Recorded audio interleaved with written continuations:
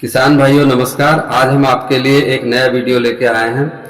लहसुन की खेती, लहसुन की कैसे आप उन्नत तरीके से आप ज़्यादा से ज़्यादा उत्पादन ले सकते हैं, क्योंकि आज तक किसान पुरानी ही विधि से वो पुरानी ही वैरायटियों से बराबर बार बार उत्पादन लेते थे, बार बार बुआई वही बीज करके, तो उससे पैदावार लगातार दिन ब दिन घटती जा रही थी। तो लहसुन की खेती जो है भारत में सभी भागों में की जाती है। तमिलनाडु, आंध्र प्रदेश, उत्तर प्रदेश में इटावा, मैनपुरी, गुजरात, मध्य प्रदेश। इसके अलावा आपको गुजरात में अच्छी पैदावार देती है। इसमें पौष्टिक तत्वों की पर्याप्त मात्रा होती है। इसका मुख्य प्रयोग मसाले के रूप में होता है। इसका दवा के साथ में भी प्रयोग होता है। इसका वानस्पतिक नाम एलियम सेटावाइलम है। इसमें एक प्रकार का तेल निकलता है जिसमें disulphide 60%, diallyl trisulphide 20% होता है। विशिष्ट गंध इसमें एलियलाइन डाई सल्फाइड की कारण होता है। इसमें कीटनाशी गुण भी होता है। किसान पुरानी पद्धति से लहसुन की खेती कर रहे हैं, जिससे पैदावार कम होती जा रही है। तो हम कुछ आपको नया तरीका बताएंगे, नई वैरायटी बताएंगे, जिससे कि आपका उत्पादन अच्छा हो सके। जलवायु, जैसा कि लहसुन एक सख्त फसल होती है, यह पाला बर्दाश्त करने की क्षमता रखती है।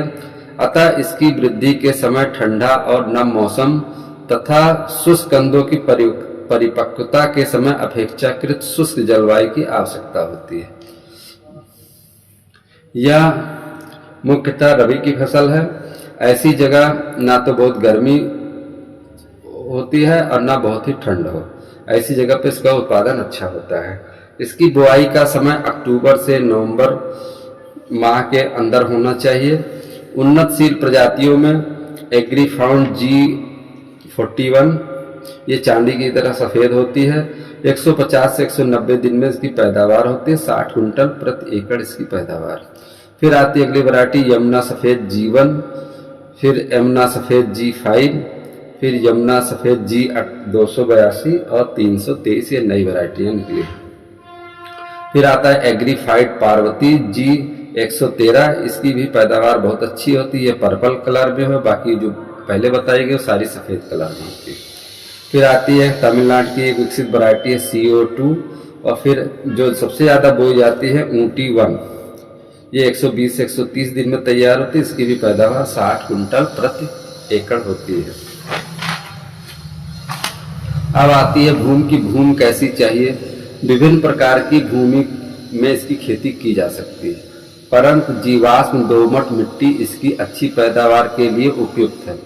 बहुत कड़ी अगर भूमि होती है या चिकनी मिट्टी होती है तो इसके कंद टेढ़े मेढ़े और छोटे होते हैं, और अगर बहुत हल्की मिट्टी होती है तो इसको उगाने पे कंदों का वजन हल्का हो जाता है, तो ये भंडारण में टिकते नहीं, जल्दी खराब हो जाते हैं।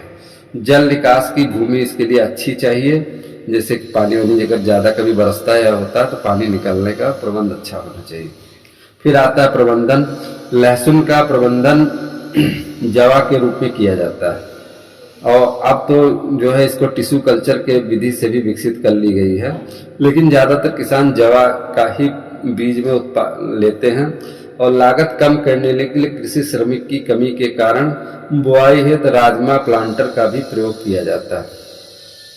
फिर इसको बोने की विधि में है एक डिबलिंग विधि है, जिसमें 2 इंच गहरा आप नुकीला हिस्सा ऊपर रख के बो सकते हैं।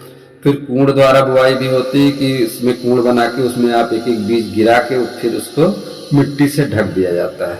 और एक विधि होती है छिटकवा विधि कहा जाता है, जिसको कि उसको आप ऊपर से छीट के फिर जुताई करके मिलाते हैं, तो इसमें बीज अधिक लगता है। साथ साथ आपको ये ध्यान रखना है कि लहसुन की बुआई करते समय उसमें जो है नमी की मात्रा बहुत अच्छी होनी चाहिए। बुआई के समय अक्टूबर से लेकर नवंबर तक का है, और पहाड़ी स्थानों पे मार्च से अप्रैल। बीज की मात्रा 150 किलो से लेकर 200 किलो पर एकड़ है, और इसकी लाइन से लाइन की दूरी जो है 4 इंची रखनी है, और पेड़ से पेड़ की दूरी 3 इंची रखनी है, और गहरान 2 इंची रखनी है। फिर लास्ट में जुताई के समय आपको लास्ट जुताई आप बढ़िया से 2 माह कल्टीवेटर करके 1 माह 2 बार रोटावेटर से फिर 1 बार कल्टीवेटर करके बढ़िया से तैयार कर लीजिए। उस समय जुताई से पहले आपको गोबर की खाद 2 ट्राली, यूरिया 80 किलो पर एकड़, पोटास 40 केजी और फास्फेटिक खाद 120 केजी आपको डालना है। उसमें वेस्टेज का एग्री ह्यूमिक 10 केजी डालिए और साथ में फिर इन सारी खादों को एक साथ बढ़िया मिला के पन्नी बिछा के फिर 400 ml एग्री 82 उसमें बढ़िया छिटका करके बढ़िया से छिड़क कर उसके बाद एक साथ मिला के 15-20 मिनट सूख जाने दें। उसके बाद खेत में बुआई कर दें। इसके बाद आपको बुआई करनी है। फिर लहसुन की जो रोपड़ तरीका है उसमें वही हम बताए आपको कि 4 इंच की लाइन से लाइन की दूरी रहेगी, पेड़ से पेड़ की दूरी 3 इंची रहेगी और गहराई 2 इंची रहेगी। और उसमें आप एक और तरीका इनके बेड विधि से भी होता है, तो उसमें बेड विधि में थोड़ा आपको उत्पादन ज़्यादा मिलता है और कंद के जो होता है सुंदरता अच्छी आती है क्योंकि जमीन से थोड़ा ऊपर होता है। तो इसके लिए आपको 1.5 फीट लाइन से लाइन की दूरी रहेगी और 2 फीट जो है बेड की चौड़ाई रहेगी और बेड जो है 1 फीट जो है जमीन से ऊंचे रहेंगे। तो इस विधि से अगर बुआई की जाती है तो आपको बहुत अच्छा उत्पादन मिलता है। बोते समय ध्यान रखना चाहिए कि पर्याप्त नमी हो और नुकीला भाग लहसुन का ऊपर की तरफ होना चाहिए।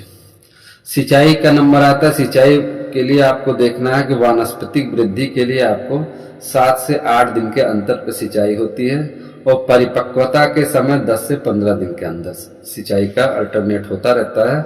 लेकिन ये देखा गया कि उत्तर भारत में जाड़े के समय 15 दिनों में लोग सिंचाई करते हैं, गर्मियों के दिन में 1 हफ्ते पे सिंचाई की जानी चाहिए।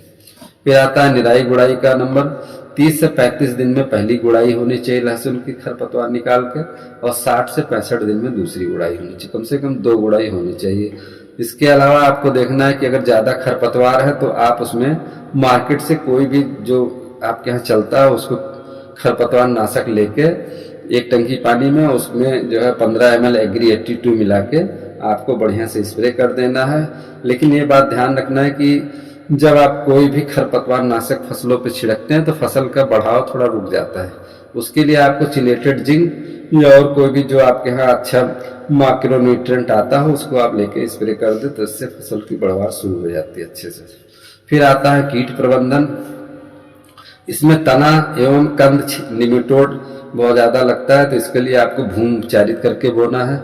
इसके लिए आपको ज़मीन में जो भी मार्केट से आपको वहाँ मिलता है अपने यहाँ पे उसको आप ज़मीन में बुआई मतलब अंतिम बुआई में ज़मीन में मिला दें तो उससे होता है कि ज़मीन में जो भी कृमि कीट होते हैं सारे मर जाते हैं।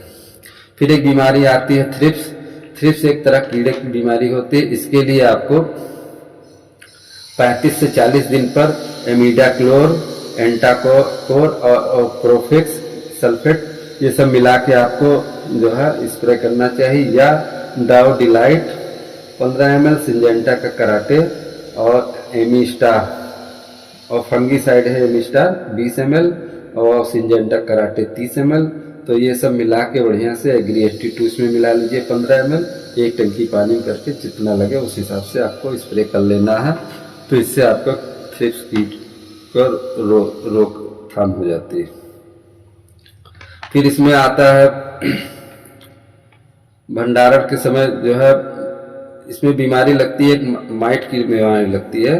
तो ये भंडारण के समय आपको फफूंदी लगती है तो इससे जो है खुदाई के समय जड़ें काली होने लगती है तो इसको भी आपको फफूंदी नाशक उपयोग करना है। फिर एक बीमारी झुलसा लगती है जो पत्तियां पीली हो जाती हैं। इसमें भी आपको डाइथेनम 45 या कोई भी दवा जो फफूंद नाशक हो उसको आपको स्प्रे करने रहे। चूड़ी फफूंदी लगती है इसमें भी आपको फफूंद नाशक से ही कंट्रोल होता है। मोजैक रोग है इसमें आपको कीटनाशक मिला के फफूंद नाशक डालना है। पर्ण छेदक एक लगता है उसमें पर्ण में पीला पीला पत्तियां हो जाती है उसमें भी आपको फफूंद नाशक डालना। फिर अगली चीज आती है खुदाई एवं क्योरिंग। तो जिस समय आपकी लहसुन की पत्तियां थोड़ा पीली पड़ने लगे और थोड़ा सूखने लगे तो आप समझ जाए कि हमारी फसल तैयार हो चुकी है। और जब तैयार हो जाए फसल तो इसके उसमें आपको सिंचाई बंद कर देनी चाहिए। सिंचाई बंद करने के 15 से 20 दिन बाद आपको लहसुन की खुदाई कर लेनी चाहिए। फिर इसको खुदाई करने के बाद खुदाई जहाँ तक हो सकते तो हाथों द्वारा करें क्योंकि इसमें कटने का जरा भी कहीं कट लगता है तो फिर उस बीज आपका खराब हो जाता है। कंद जो है। तो उसको आपको सूखी जगह बढ़िया उसको उखाड़ने के बाद बढ़िया सूखी जगह छाए में ले जाकर बढ़िया 3-4 दिन आपको फैला देना चाहिए। उसके बाद उसको आपको बढ़िया छिलका साफ करके ऊपर की डंठल काट के ग्रेडिंग करके बढ़िया से सफाई करके रख लेना चाहिए। तो इस तरह आपको 60 से 70 कुंटल की पैदावार मिलती है और बढ़िया इसके आप उत्पादन करके आप बढ़िया उत्पादन ले सकते हैं। इसी के साथ धन्यवाद।